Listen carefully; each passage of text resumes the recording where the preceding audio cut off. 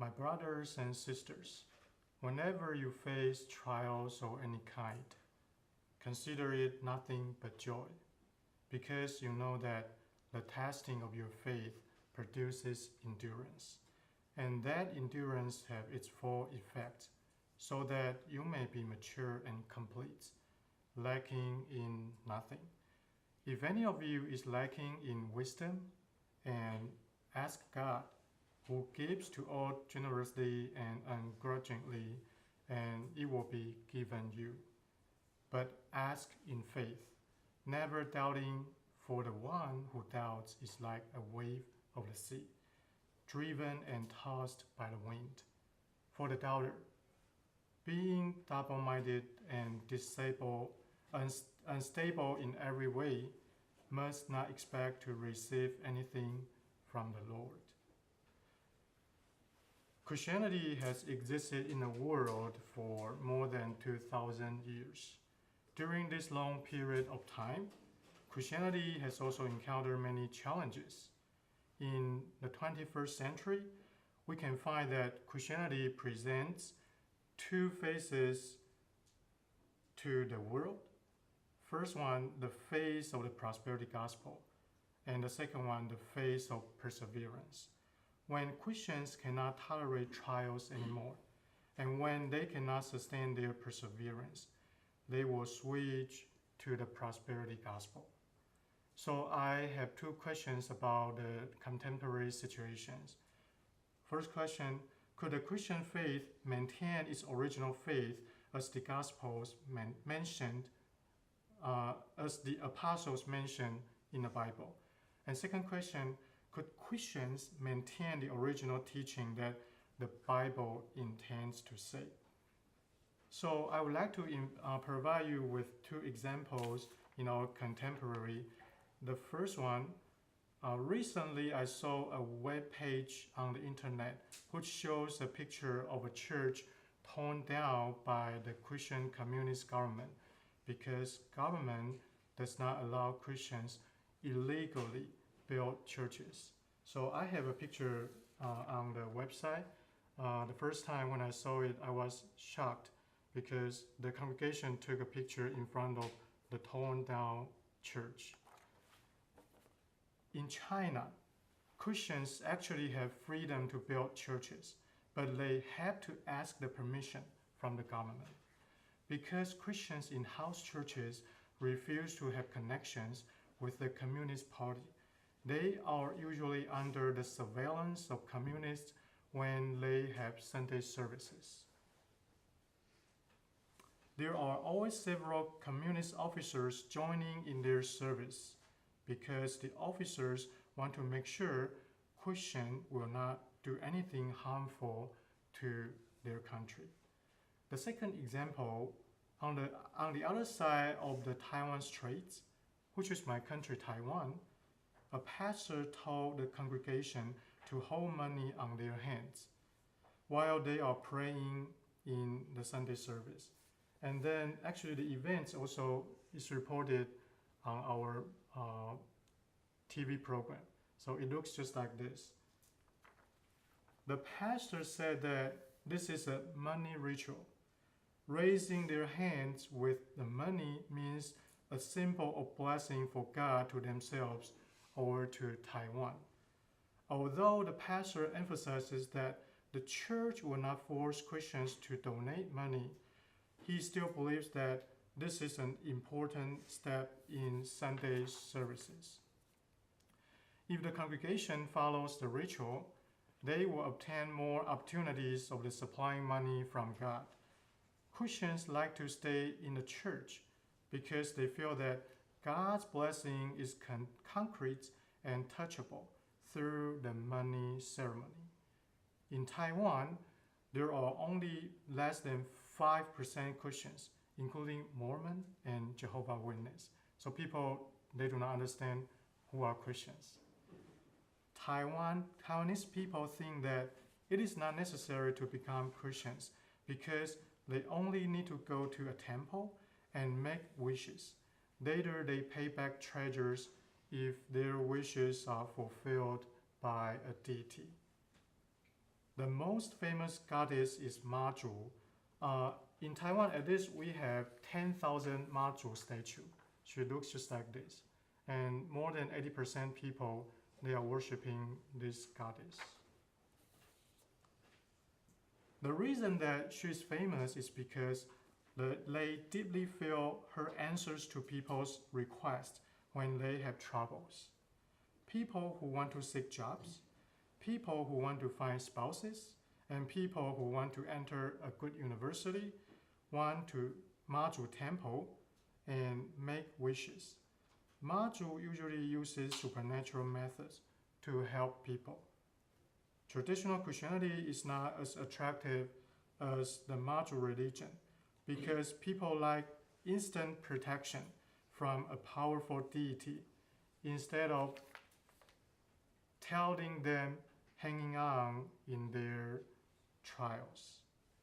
Different from our contemporary phase of the prosperity gospel, James chapter 1 verse 2 tells us that the most important decision that Christians make is to choose by joy while in trials, instead of relying on the effect of the prosperity gospel.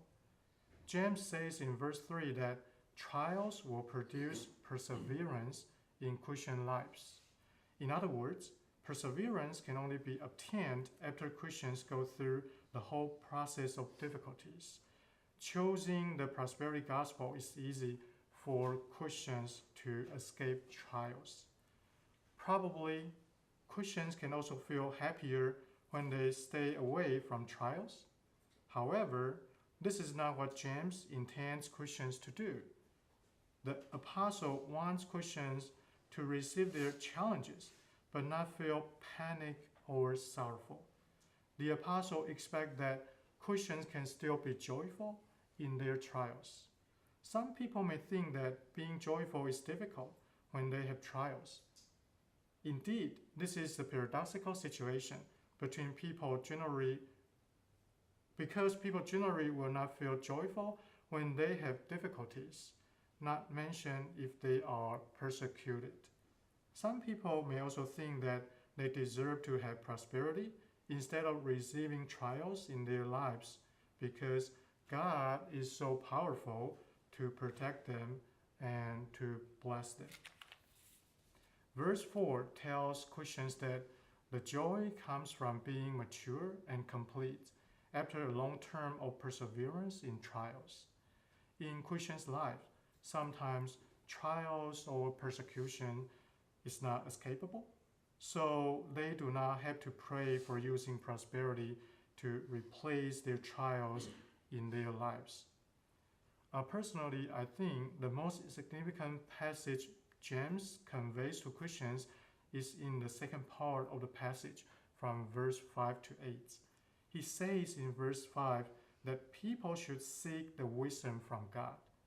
James assumes that only God's wisdom is worthy to be sought, and God is the only object that people should seek.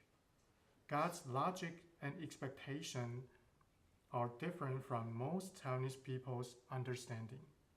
They think that a deity should be generous to answer prayers that people make. If people receive the deity's help, they will return gold or money to the temple as thanksgiving. It's fair, right? Because this is kind of a fair negotiation or fair exchange. Most Taiwanese people do not think that the God in the Bible is the only deity to pray for help. The God that Christians are worshiping has authority so that God will not 100% answer what people are praying. This is one of the reasons that Taiwanese people do not think the God in the Bible is the best choice. If a deity does not reply people's prayer, they will turn to other deity very soon. However, James tells us in verse 6, ask in faith, never doubting. In verse 7, he describes those who are doubting look like a wave of the sea, driven and tossed by the wind. And in verse 8, he's sure that doubters cannot have anything from God. From James' perspective, Christianity is a faith which contains no space for believers to feel hesitant to trust God. It is human nature to doubt, especially when people are suffering. It is also impossible for people not to have backup plans if their prayers are not answered by God for quite a long time. Thus, even Christians are sometimes hesitant about whether choosing the prosperity gospel or the perseverance when they have trials. James wants to let Christians know that merely believing in God is enough. Choosing God when encountering trials is the best chosen wisdom. People may have many excuses to say that they do not believe in God when they are very painful in their trials because their hearts are attracted by the prosperity gospel. However, only in perseverance can they see the real joy after a long time of trials. I also found some pastors in China, they sign their name. There is a list about they want to tell the communist government that they hope the persecution or the government will not intervene in the church. So right now there are 439 pastors, they signed their name and put the list on the internet. If Christians decide to oppose the government's policy, they will suffer. Suffering is not always tolerable for people, including Christians. This is why people like to seek religion and find a method to see their pain. That is also why Christians develop the prosperity gospel. If Christians cannot escape trials, just wait until God intervenes in their lives in His correct time. Choosing the prosperity gospel is easy, but it will not surely help Christians be unified with God. I would like to quote a scholar to finish my sermon. The judge or people's act of judgment is a form of functional atheism, which denies faith in God's gifts and reign. The immature may say that he believes in God, but then live as though God does not exist. Thank you.